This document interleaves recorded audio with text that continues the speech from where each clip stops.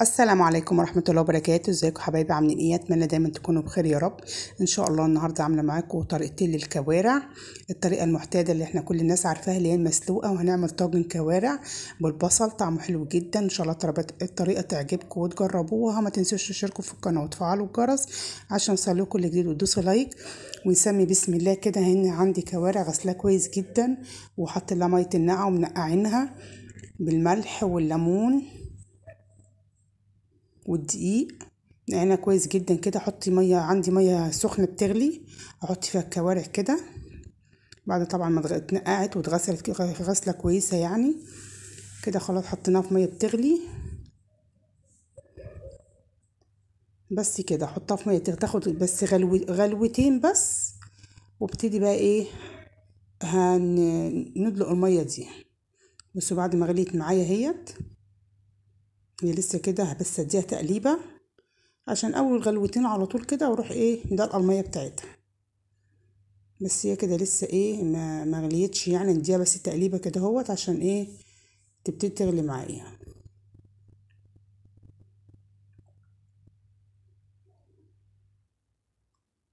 بس كده هخليها تاخد غلوتين واروح دلق الميه بتاعتها في مصفى كده او في الحوض، احطها كده اهوت. اول ما خدت غلوتين اروح دلق الميه بتاعتها، وحاطه برضو دلق الكوارع واغسلها غسله نظيفه تاني. بس كده هغسل الحله كويس جدا طبعا عشان بيبقى فيها ريمه من على الجناب وكده. كده غسلتها غسله نظيفه وخلاص، وحطيت ميه تاني نظيفه ومن الحنفيه لغايه ما تغلي معايا تسخن معايا يعني. اروح نازله عليها بورقتين ورقه لورا كده وحبهان وقرنفل وبهارات،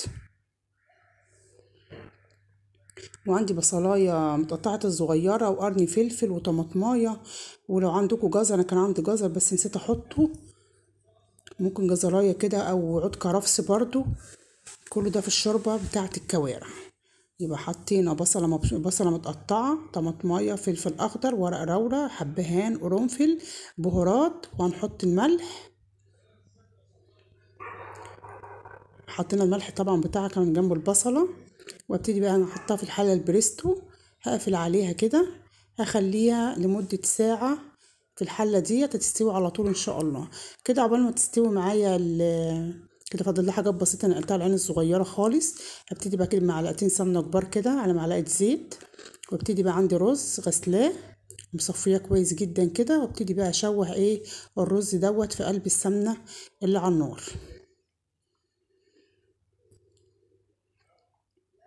طبعا احنا كده خلاص الكوارع خلاص فاضل لها حاجه بسيطه، وانا موطيه عليها على العين الصغيره خالص عقبال بس ما ايه اقلب الرز كده في قلب السمنه. وانا بعمل الرز بتاعي بميه مغليه وبحط له كبشتين بس من الشوربه بتاعت الكوارع عشان ما يبقاش تقيل قوي ودسم. اقلبه كويس جدا كده عشان يبقى مفلفل معايا مش معجن.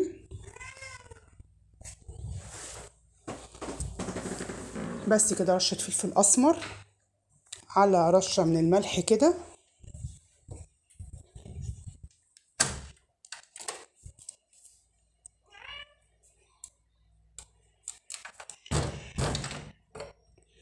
بس كده حطينا الملح بتاعنا وحطينا الفلفل الاسمر وحطينا مكعب مرقه كده بيخلي طعم الرز حلو كده وطعمه حلو قوي.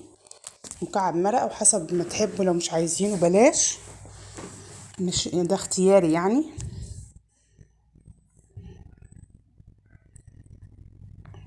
بس كده انا عندي ميه مغليه وخلاص الكوارع استوت بتاعتي اهي، تحط على العين الصغيره خالص نشوفها بس كده. بس هي استوت.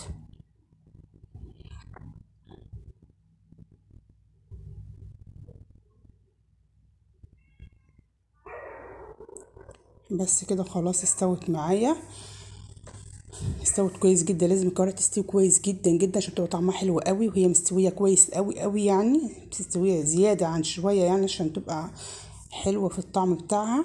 كده عندي ميه مغليه، هزود الرز بس بميه مغليه واحط كبشتين من الشوربه بتاعت الكوارع طعم الرز وما يبقاش دسم وتقيل في الفته يعني.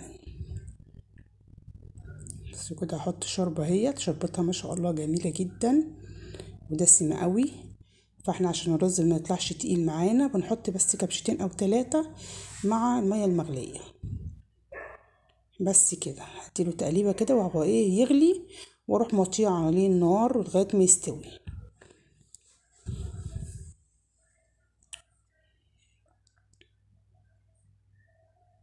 بس كده نغطيه بقى ونسيبه لحد ما يغلي معايا ويستوي. جبنا بقى حله تانية حطينا برضه فيها معلقه سمنه كده، والرز اهو حطها في العين الوسطانيه دي على نار هاديه جدا. عندي كده معلقه توم كبيره على معلقه سمنه. هنعمل الصلصه بقى ايه بتاعه الفته كده. يا دوبك انا ما بحمرش التومه خالص، يا دوبك اشم ريحتها انزل عليها ايه بنص كوبايه خل كده صغيره. انا ما بحمرش التومه بتاعه الفته، بتبقى ريحتها حلوه جدا كده وطعمها جميل جدا. لما ما بتحمريش التومه بتاعه الفته يا دوبك تدبل كده، اروح نازله عليها بالخل على طول.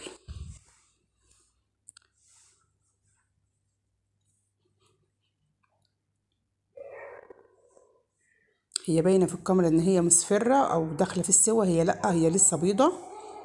بس هنزل كده بنص كوبايه خل كده صغيره مش كبيره.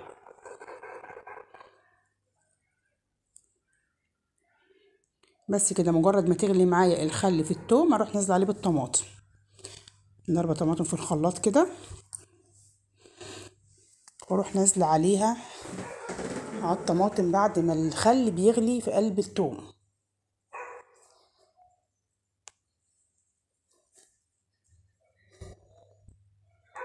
بس كده احط بقيه الطماطم برضو لسه في تاني، وهنخلي حبه الطماطم دي اللي هنعمل بيها طاجن الكوارع.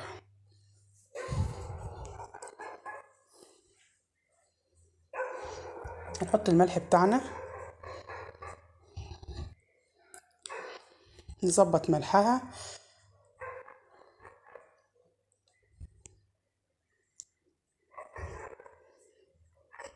رشه من الكمون كده.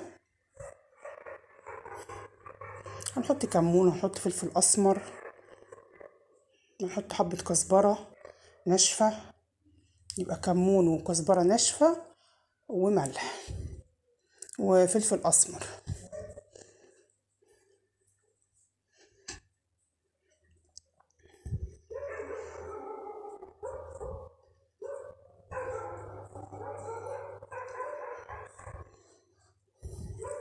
بس كده نديها تقليبه ونسيبها بقى تغلي غلوتين ونطفي عليها. كده بقى لسه بقى نحمص العيش.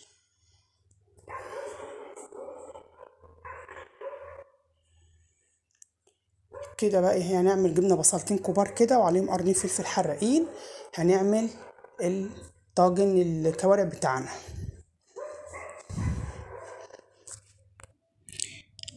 حطينا كده البصل مع قرنين فلفل حراقين مع معلقه سمنه كبيره كده. هنبتدي بقى ايه نقلب لحد ما يبقى لونه ايه الاصفر الذهبي كده، لسه كده داخل على السوا.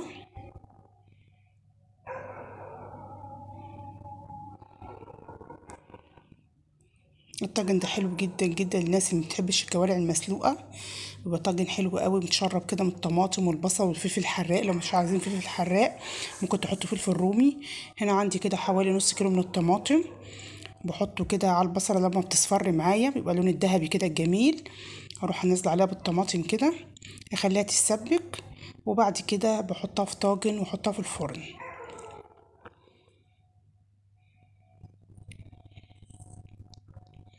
بس كده طبعا هحط لها ملح وفلفل ملح وفلفل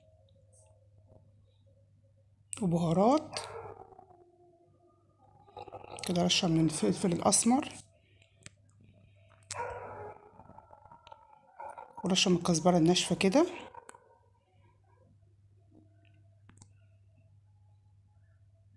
ورشه من البهارات،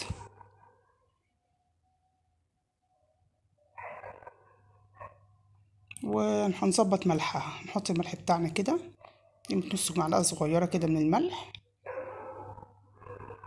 بس كده ونسيبها بقى تتسبك ما تسبكش قوي تنشف قوي، لا يبقى فيها شويه كده صوص شويه، بحيث لما نحطها في الطاجن وتخش الفرن ما تنشفش معانا. يدوبك تاخد غلوتين كده، وبعد كده ايه نحطها في الطاجن بتاعنا. بصوا كده اتسبكت معايا بس مش قوي، فيها صوص خفيف كده. هنحط بقى ايه شويه كده في قعر الطاجن،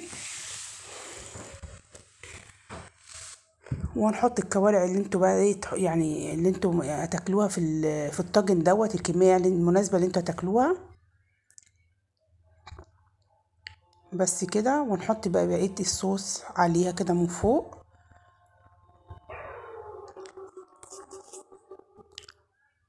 بس كده هحطها بقى ايه تحت الشوايه، او اديها غلوتين الاول على النار من فوق، الطاجن يسخن معايا، وبعد كده احطها تحت الشوايه تاخد لون، وخلاص على كده. طبعا انا حمصت العيش زي ما قلت لحضراتكم، بس ما حمصتوش النهارده في السمنه، عشان السمنه طبعا رفعت جامد جدا، غليت جدا. فاحنا بقى ايه حمصنا العيش كده في الفرن، ومش هنحتاج منه سمنه كتيره قوي يعني ويبقى دسم وكده. لا النهارده حمصناه الرغيف كده في الفرن بحاله، حطيناه تحت فوق الشبكه كده لغايه ما اتحمص معانا كل العيش التحميصه الجميله دي. وعملنا برضو طاجن الكوارع وخد وش معانا تحت الشوايه.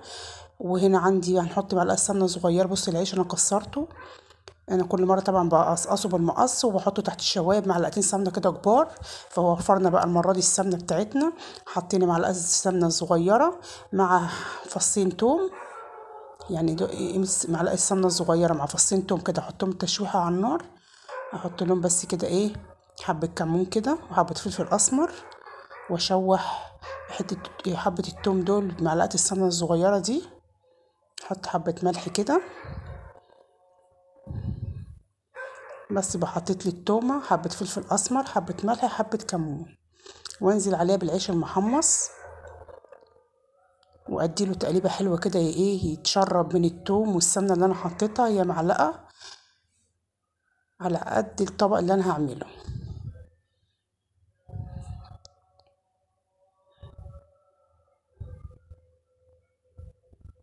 طبعا طريقه العيش اللي انا محمصاه في الفرن برضو بتديكي طريقه يعني طعم حلو برضو مع معلقه السمنه اللي احنا قلبناه بيها على البوتاجاز. عندي طبعا الشوربه هي شوربه سخنه بتغلي على العيش اللي انا لسه بصوا عامل ازاي. اهم حاجه الطشه دي بتخلي طعم العيش بصراحه تحفه، حلو جدا. التحميصه بتاعت العيش اللي بتاخدها مع قلب فص التوم كده ومعلقه السمنه والشوربه سخنه كده وننزل عليها. انا مش عايزه ايه شوربه كتيره في قلب العيش بتاعي، على حسب ما تحبوا طبعا. معلقه كده ايه نحط كبشه صلصه، طبعا الصلصه بتاعتي السبكت وطفيت عليها بالطعم. طبعا معلقه الصلصه دي في الفته بالطعم. طبعا ايه الرز كده معلقه رز برضو، يبقى حطينا رز حطينا معلقه صلصه مع العيش والشوربه. نبتدي بقى ننزلهم في طبقنا.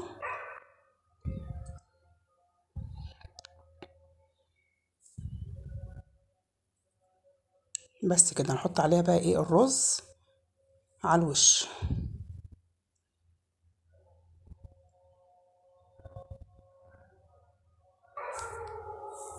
الله اكبر الله اعظم. طبعا انا بسجل في صلاة الفجر والفجر بيأذن. الله اكبر الله اعظم.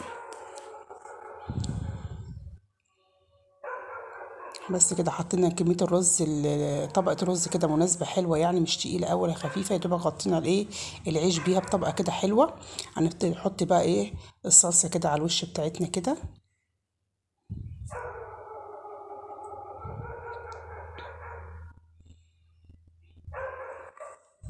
وهنحط طبعا عليها ايه الكوارع المسلوقة على وش الفتة بتاعتنا الجميلة اللي طعمها حلو قوي دي. تجربوها بالطريقة دي، طعمها جميل جدا. لما تقلبوا العيش في السمنة بمعلقة تومة صغيرة كده بتدي طعم حلو جدا جدا للفتة، طعمها بصراحة تحفة. طاجن الكوارع اهوت هنطلعه دلوقتي. طبعا نتشرب من طعم البصلة والصلصة اللي احنا حطيناها، يبقى طعمه كده حلو وناشف كده مش مسلوقة يعني. اهم حاجة في الكوارع ان هي تبقى مستوية جدا جدا، بتدي طعم حلو جدا للكوارع.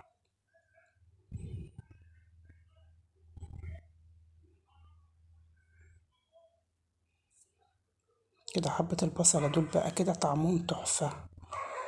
تحطوهم ممكن على الوش وانتوا بتاكلوا الفتة كده على جنب كده، بتبقى طعمها حلو جدا. هنحط برضو شوربة.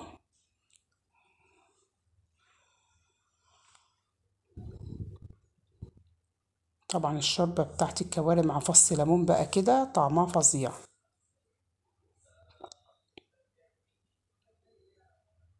بصوا الشوربة عاملة ازاي جامدة. نحط بقى كده الشوربة ونعصر عليها الليمون. نصين فص ليمون كده، نص ليمونة كده على طبق الشوربة ده كده، طعمه حكاية. وحطينا طبعا الكوارع على وش الفتة اهيت. ان شاء الله رب الطريقة تعجبكم تجربوها. ما تنسوش تشتركوا في القناة وتفعلوا الجرس عشان يوصلكوا كل جديد، ودوسوا لايك. والسلام عليكم ورحمة الله وبركاته.